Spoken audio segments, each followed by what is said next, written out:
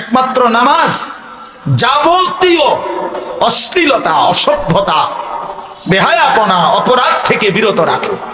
এজন্য সাফ কথা বেটা, বেনামাজির কিসের আল্লাহ কিসের রাসূল কিচ্ছু নাই, হেতে হেতে। তার আমার মা কিভাবে হবে? তার মা তো মুসলমান, তার বাবা তো মুসলমান, সে তো তার বাবাকে চিনে না, সে তো তার মায়ের ইজ্জত বোঝে না। অতএব বেনামাজি অনেকটা বেওয়ারিশের মতো, লাওয়ারিশ। অর্থাৎ হিসাব মিলাতে হবে জিন্দিগির। আমার জিন্দিগির আমার টার্গেট থাকতে হবে যে হাজার ব্যস্ত আমি, লক্ষ কোটি ব্যস্ততা হোক, কিন্তু আমি নামাজ ছুটবে কেমনে হবে? এটা কোনো যুক্তি হইতে পারে না। মুসলমানের নামাজ ছুটে কেমনে? নামাজবিহীন মুসলমান থাকে কেমনে? তার পরিচয় মুসলমান কিভাবে হয় ভাইয়া? ফারকুমা বাইনানা ওয়া বাইনাল কুফরি আস-সালাহ। নবীজি বলছে আমাদের মাঝে আর বেঈমান কাফেরের মাঝে পার্থক্য নামাজ। দয়া করে কেউ মোবাইলে, হাতে ধরা মোবাইল ভিডিও বা রেকর্ড করা যাবে না ভাইয়া, এটা নিষেধ করলাম। পরস্পর কেউ কথা বললো না, বাপ বুট বাদামও খায়ও, এটার ভিতরে বাহিরে যার যা মন চায় করো, আমার কোনো আপত্তি নেই। প্যান্ডেলের সীমানার বাইরে তোমার যেটা মন চায় তুমি উঠে গিয়ে করো, আমার কোনো আপত্তি নেই। কিন্তু চোখের সামনে কথাবার্তাও বলা যাবে না, খামখেয়ালি করা যাবে না। কারো পছন্দ না হলে তুমি উঠে চলে যাও, কোনো অসুবিধা নেই। কিন্তু আমি অনুরোধ করছি ছেলেরা, ভাইয়া, যদি মনোযোগ থাকে, আন্তরিকতা থাকে, তাইলে এমনি তাকাই আর শোনো। মোবাইলে ছবি ভিডিও রেকর্ড কিচ্ছু দরকার নেই, এমনি বরকত হবে ভাই, এমনি শোনা দরকার। মাঝখান দিয়ে একটু সময়ের জন্য দুষ্টামি করলে, রসিকতা করলে, এতে মনোযোগ থাকে না। আমারও আন্তরিকতা নষ্ট হয়, নিজেরও কোনো পরিবর্তন হয় না। একটি কথা পূর্ণ বুঝবার জন্য ধারাবাহিক মনোযোগ জরুরি, ধারাবাহিক। কোরআনুল কারীমের মধ্যে আছে, আল্লাহ তাআলা বলেন ওয়াদাক্কির ফাইন্নাদ যিকরা তানফাউল মুমিনিন। এই ছেলে, তোমরা কি বুঝছো মিয়া? না দাঁড়ায় আছো কেন? আল্লাহ তাআলা বলেন আপনি বারবার উপদেশ দিতে থাকেন। যাক্কির শব্দের অর্থ হলো বারবার, অর্থাৎ আপনি আপনার এই কথাগুলো বারবার বলতে থাকেন। ফাইন্নাদ যিকরা তানফাউল মুমিনিন, নিশ্চয়ই প্রত্যেকবার উল্লেখ করলেই, যতবারই বলবেন ততবারই ঈমানদারদের উপকার হবে। এই একবার, দুইবার, 10 বার, 50 বার শুনতে শুনতে, বলতে বলতে একসময় বিবেক জাগবে, অনুভূতি আসবে, ফিকির আসবে যে আহারে আমারে বারবার বলতেছে, আমার প্রতি বারবার নারাজ হইতেছে, আমার তো আসলে বদলানো দরকার। তো একটা সময় তখন পরিবর্তন নসিব হয়। এই জন্য এটা খুব জরুরি, এই বারংবার প্রেসার দেওয়া, বারবার বলতে থাকা, বারবার বলতে থাকা। আম্বিয়ায়ে কেরাম, নবীগণ মানুষদেরকে বারবার আল্লাহর দিকে ডাকতেন। 950 বছর এক টানা হযরত নূহ আলাইহিস সালাম একই এলাকার মানুষকে, একই অঞ্চলেই আল্লাহর দ্বীনের দাওয়াত দিয়েছে, এক জায়গাতে। আজকে চিটাগাং, কালকে সিলেট, পরশু খুলনা, এমন না, একই অঞ্চলের মানুষকে। মনে করেন একটা নির্ধারিত সীমারেখার ভেতরে এই মানুষগুলোকেই তিনি 950 বছর বলে গেছে। হতাশ হন নাই, বলেই গেছে। আমাদের নবী সাল্লাল্লাহু আলাইহি ওয়াসাল্লাম যখন তায়েফের ময়দানে প্রথমবার কালেমার দাওয়াত দিয়েছেন, তখন সবাই প্রত্যাখ্যান করছে, কেউ গ্রহণ করে নাই নবীজির কালেমা, কেউই ঈমান আনে নাই, বরং সবাই নিজেদের বাচ্চা ছেলে পেলেদেরকে লেলায় দিছে, পাথর মেরে আল্লাহ নবী সাল্লাল্লাহু আলাইহি ওয়াসাল্লামকে তাড়ায় দিছে। কিন্তু কিছুদিনের ব্যবধানে ঠিক এই তায়েফ থেকেও অসংখ্য অগণিত লোক কালেমা পড়ে মুসলমান হয়েছে। এবং খন্দকের যুদ্ধের সময় এই তায়েফের একজন সাহাবীর বুদ্ধিমত্তায় খন্দকের বিজয়ের অনেক বড় সহযোগিতা, সাপোর্ট হয়েছে। তাইলে নবী সাল্লাল্লাহু আলাইহি সাল্লাম সেদিন জিবরাইল ফেরেশতা এসে বলছিল, ইয়া রাসূলুল্লাহ, আপনি বললে পাহাড়ের ফেরেশতাকে বলে তায়েববাসীকে দুই পাহাড়ের মাঝখানে ফেলে ধ্বংস করে দে, কেন তারা আপনার গা থেকে পবিত্র শরীর মোবারক থেকে রক্ত ঝরাইল। কিন্তু নবী সাল্লাল্লাহু আলাইহি সাল্লাম বলছেন, ইন্নী লাম উবআস লাআনান ওয়ালা গাদিবান ইন্নামা বুইসতু রাহমাতান। বলছেন জিবরাইল, আমি অভিশাপ দিতে আসি নাই, আমি শুধুই কেবল রাগ করতে আসি নাই, ধ্বংস করতে আসি নাই, আমি এসেছি রহমত হয়ে। রহমত হয়ে আমি যদি আমার উম্মত ধ্বংস করে দেই কথায় কথায়, তাইলে আমি কালেমার দাওয়াত দেব কাকে? কাজেই তিনি বলছেন নবী সাল্লাল্লাহু আলাইহি সাল্লাম, জিবরাইল অপেক্ষা করো, আজ তারা ঈমান আনে নাই, অচিরেই একদিন তাদের বংশধর, তাদের খানদানের কেউ হয়তো ঈমান আনবে। এই জন্য এই বারবার শুনলে, বারবার বললে, বারবার বলতে থাকলে কলিজার মধ্যে একসময় ধাক্কা লাগে। একটা শক্ত পাথরের উপরেও যদি বারবার বৃষ্টির পানি পড়ে, একই জায়গায় ফোঁটা পড়ে, তো একটা সময় এই পাথরটাও ছিদ্র হয়ে যায়, কিছুটা ছিদ্র হয়ে যায়, ডাইব্বা যায়। এই জন্য বললাম আল্লাহর কথা মনোযোগ দিয়ে শুনলে ভালো, যেই শুনে তারই বরকত হয়। শুক্রবারে জুমার নামাজের বয়ান মনোযোগ দিয়ে শুনলে ধারাবাহিক 52 সপ্তাহ, 1 বছর, তো মানুষের জিন্দেগি পরিবর্তন হয়। এরপরে এরকম ওয়াজ মাহফিলে উলামায়ে কেরামের নসিহত তোমরা ছেলেরাও যদি আলাদা আলাদা মনোযোগ দিয়ে শুনো, একটা সময় দেখবা তোমার জিন্দেগিও সুন্দর হবে। গুনায় ভরা জিন্দেগি বাপ সুন্দর না। কোনো পাপী, কোনো নাফরমানকে কেউই ভালোবাসে না, সম্মান করে না, এবং প্রত্যেক অপরাধী নিজের কাছেও লজ্জিতই থাকে। কোনো নষ্ট চরিত্রের লোক ছেলে, সে নিজের কাছেও নিজেকে অপরাধীই ভাবে। নিজের একাকিত্ব হলেও মনে পড়ে যে কাজটা ঠিক না, কাজটা অন্যায়। নারী দেখা, ছবি দেখা, নাচ গান, উলঙ্গ দৃশ্য, জিনা, ব্যভিচার, মদ, জুয়া, এই হারামের মধ্যে যারা পড়ে আছে, সে একাকিত্বে মনে পড়ে, তার বুঝে ধরে, সেও ভাবে যে কাজটা সুন্দর না। তাহলে এই জন্য কোনো পাপী, কোনো অপরাধী, কোনো নাফরমান মানুষের কাছেও সম্মান পায় না, নিজের কাছেও নিজে ইজ্জত পায় না, নিজের বিবেকেরও দংশন হইতে থাকে। এই জন্য আমি বললাম, গুনাহ, নাফরমানি ইজ্জত দেয় না, সম্মান দেয় না, প্রিয় বানায় না, বরং কিতাবের মধ্যে আছে বুগদাতুন ফি কুলুবিল খালক, প্রত্যেক গুনাহ মানুষের অন্তরে ঘৃণা তৈরি করে। প্রত্যেকটি গুনাহের কারণে বান্দা আল্লাহ তাআলা রহমতের নজর থেকে দূরে সরে যায়, এবং একটা সময় বান্দা আল্লাহ তাআলার লানত, অভিশাপের যোগ্য হয়।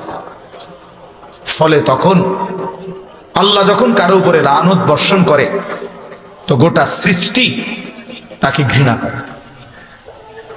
এই জন্য তোমরা ছেলেরা মনে রাখো, আমি আজকে ওই আসরের আগে এক জায়গায় বলছি এই কথাটা, তোমরা অনেক ছেলে আছো, একটা মিনিট ভাইবো এই কথাটা, যে তুমি মনে করো দিন রাত মোবাইলে নারী, ছবি, অশ্লীল দৃশ্য দেখো, কখনোই 1 ওয়াক্ত নামাজ পড়ো না, কোনোদিন ফজরের নামাজ পড়ো না, নাচ গান, নাটক, সিনেমা, ছবি, এই নিয়েই তোমার রাত কাটে, দিন কাটে, সময় কাটে, অথচ কেউ তোমারে ডাকে না। তোমার মা, তোমার বাবা, তোমার গ্রামের কেউ, কারো তোমারে নিয়ে কোনো মাথা ব্যথা নাই যে ছেলেটা যে আমাদের চোখের সামনে নষ্ট হয়ে যাচ্ছে, চরিত্রহীন হয়ে যাচ্ছে, ফেরাইবার জন্য কারো চেষ্টা নাই, কারো মানসিকতাই নাই। কারণটা কি? তোমার দিকে কারো নজর নাই কেন? তোমার মা বাবা কারোই কোনো ফিকির নাই কেন? এর মূল কারণ হলো এইটাই, মনে রাখো, যে বুঝো বুঝলা, মনে রাখবা যে মূল কারণ হলো গুনাহ যখন মাত্রাতিরিক্ত হয়ে যায়, তখন আল্লাহর লানত বর্ষিত হয়। আর তোমার উপরে আল্লাহর লানত পড়ছে দেখা, খোদার লানত, খোদার গজব পড়ছে দেখা আর তোমারে কেউ ডাকে না। তোমার দিকে কেউ ফিরেও চায় না, তোমার দিকে আর কেউ ফিরে চায় না। আহা, তোমারে আর কেউ বাঁচাইতে ফিরাইতে চেষ্টা করে।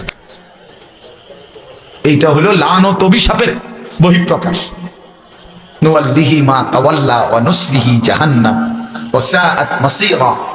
আল্লাহ বলছে আমার রাসূলের বিরুদ্ধাচরণ যে করে, আমার ইমানদার মুমিন বান্দা যে পথে চলে তার উল্টো পথে যে চলে, তো আমিও তাকে সেই উল্টো পথেই চালাইতে থাকি এবং এই উল্টো পথেই একদিন তাকে আমি জাহান্নামে ফেলে দেব। কোরআন শরীফ। মানে আর কোনোদিন ভাও করবে না ওই এই নারী, ছবি, মদ, জুয়া, চুরি, ডাকাতি, জিনা, ব্যভিচার, সুদ, ঘুষ, সিটারি, বাটপারি, এই শেষ, এই জিন্দেগি। এভাবেই একদিন মৃত্যু হয়ে যাবে আর ফেরেশতা একটা লাথি দিয়া জাহান্নামে ফেলে দিবে। যা, ফেরেশতা বলবে যা না, এই জিন্দেগি আর ফিরবে না, ফিরার তৌফিক হবে না। এটা অভিশপ্ত জীবন, মালউন, অভিশপ্ত হইবে যারে কেউ ফিরায় না। আমি আজকেও বললাম আমার মায়ের বয়স ৭৫ বছর হইব, আমার আম্মার বয়স, আমার বয়স ৪৪ বছর, আমার ওয়াজের বয়স আজকে প্রায় ২১ বছর, ২২ বছর। আমার ৪টা সন্তান আছে, তা আমার মা এখনো আমারে জিজ্ঞাসা ফুট নোয়া ধরছিল,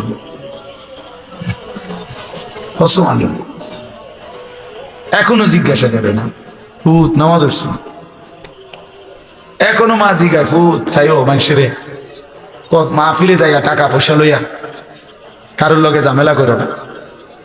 এই বয়সেও বলেন। হ্যাঁ, মা তার সন্তানকে এখনো নজর রাখছে। মা বৃদ্ধ হয়ে গেছে, আমারও বয়স কম হয় নাই, আমিও তো সন্তানের বাপ। তো তোমারই কেউ ডাকে না,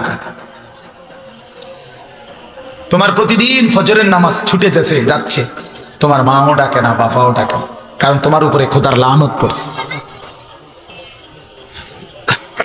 তোমার ১ মিনিট তোমার কল্পনার মধ্যে নারী ছাড়া, ছবি ছাড়া, মোবাইল ছাড়া তোমার সময় কাটে না। কেউ তোমারে ফিরায় না যে বাপ কিরে তুই এটা কি করতেছ, এটা তো ভালো না, এটা তো তোমার জন্য সুফল আনবে না। এই কথাটুকুও তোমার ঘরে বলে না যাদেরকে। কেন বলে না কেউ? তোমার উপরে খোদার লানত, তোমার উপরে আল্লাহর লানত, তুমি অভিশপ্ত। এই জন্য তোমার আর কেউ ফিরায় না। নাহলে খামখেয়ালি মানুষ কতক্ষণ করে, দুষ্টমি মানুষ কতক্ষণ করে, হাসি ঠাট্টা মজাক আড্ডা কতক্ষণ করে মানুষ। কখনোই কি ফিরবার সময় হয় না? কখনোই কি মনে পড়ে না? এভাবে দিল মরে যায় মানুষের,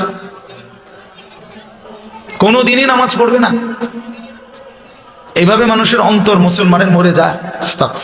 তো বেঈমানের অন্তর। আল্লাহ নবী সাল্লাল্লাহু আলাইহি সাল্লাম এর জন্য বলছেন, মাসালুল্লাযী ইয়াযকুরু রাব্বাহু ওয়াল্লাযী লা ইয়াযকুরু রাব্বাহু মাসালুল হাইয়্যি ওয়াল মাইয়্যিত। নবীজি বলেন যে আল্লাহ পাকের স্মরণ করে, জিকির করে, বন্দেগী করে, আর যে করে না, তো আল্লাহ নবী সাল্লাল্লাহু আলাইহি ওয়াসাল্লাম বলেন উভয়ের উদাহরণ হলো মাসালুল হাইয়্যি ওয়াল মাইয়্যিত, জীবিত এবং মৃত ব্যক্তির মতো। একজন জীবিত, আরেকজন মৃত। আল্লাহর গোলামি স্মরণ যার মধ্যে আছে, নবীজি বলছে সে জীবিত। আর আল্লাহর বন্দেগী যার মধ্যে নাই, আল্লাহর স্মরণ নাই, সে মৃত, সে মৃত।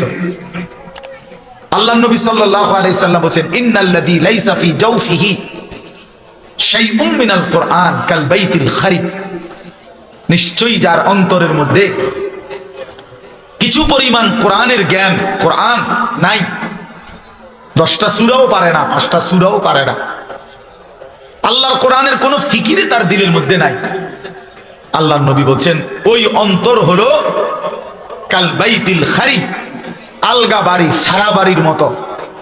যেই বাড়ি মানুষ এখন আর বসতে কাজে ব্যবহার করে না, হয়তো এটা পুরান বাড়ি ছিল আগে, অন ভাঙ্গে টেঙ্গে গেছে, বেড়া টেরা ফুরিয়া গেছে, টিন খুইয়া গেছে, দরজা ভাঙ্গে গেছে, সারা বাড়ি আর কি, আলগা বাড়ি, বিরান ঘর, যে ঘরে আর থাকে না এখন।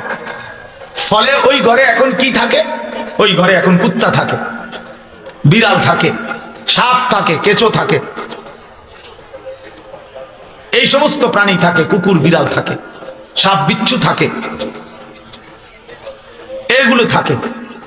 আল্লাহ নবী সাল্লাল্লাহু আলাইহি সাল্লাম বলছেন, যে কলিজার ভিতরে আল্লাহর কোরআন নাই, ওই দিলের মধ্যে কুত্তা থাকে,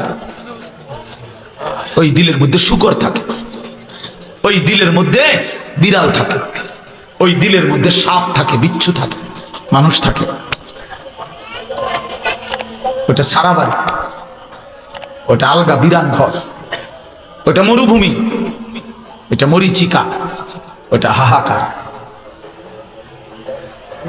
ফলে আর তার কোনো গন্তব্য নাই, জীবনের কোনো আগা মাথা নাই, জিন্দেগির কোনো হিসাব কিতাব নাই। রাত হয় কখন, দিন হয় কখন, কোন নামাজের ওয়াক্ত আসে কখন, যায় কখন। জানোয়ারের আবার এত কিছু দরকার কি? কুত্তা এগুলা দিয়া করবে কি? শুকরে এগুলা দিয়া করবে কি? তাহলে মানুষ রূপী যেই জানোয়ার আল্লাহকেই ভুলে গেছে। হ্যাঁ, এই জানোয়ারের রাত কি আর দিন,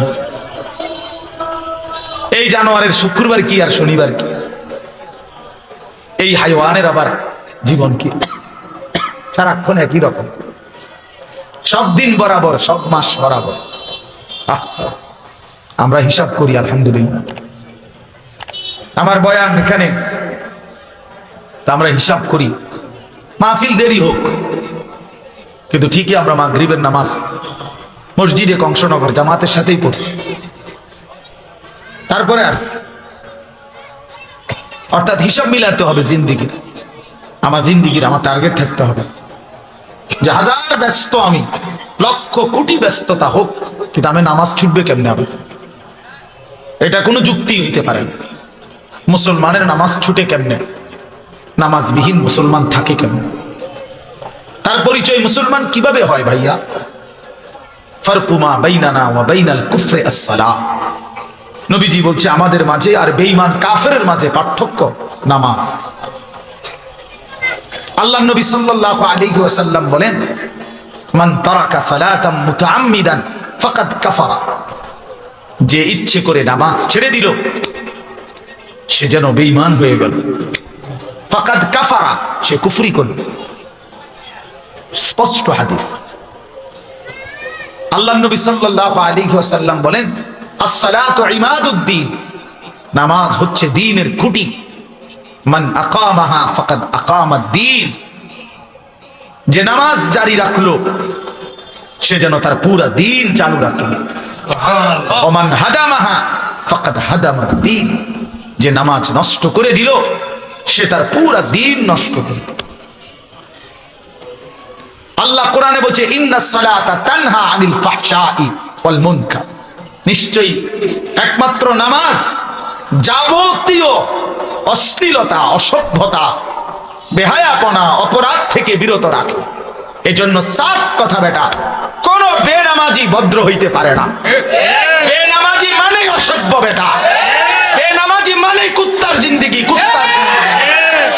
হ্যাঁ, জোরে বল বেটা, তোরা যারা নামাজ পড়স না, লজ্জা থাকলে বলিস। আর বেহায়া যদি হাসো বেনামাজি হবার পরেও, তো মনে রাখো তোর ব্রেনের সমস্যা, তোর মাথার তার ছিঁড়া, তুই পাগল মাতাল, তুই মানুষও না, জানোয়ারও না, তোর কোনো অনুভূতিই নাই বেটা, বিবেকে নাই। তুই জানোস না তোরে বানাইছে কে বেটা? তুই পাগল না ছাগল, এটাও জানোস না। কিসের মা, কিসের বাপ? বেনামাজির কি আর মা, কি তা বাপ? বেনামাজির কিসের আল্লাহ, কিসের রাসূল? কিচ্ছু নাই, হেতেই হেতে। তার আমার মা কিভাবে হবে? সে, তার মা তো মুসলমান, তার বাবা তো মুসলমান, সে তো তার বাবাকে চিনে না, সে তো তার মায়ের ইজ্জত বোঝে না। অতএব বেনামাজি অনেকটা বেওয়ারিশের মতো, লাওয়ারিশ।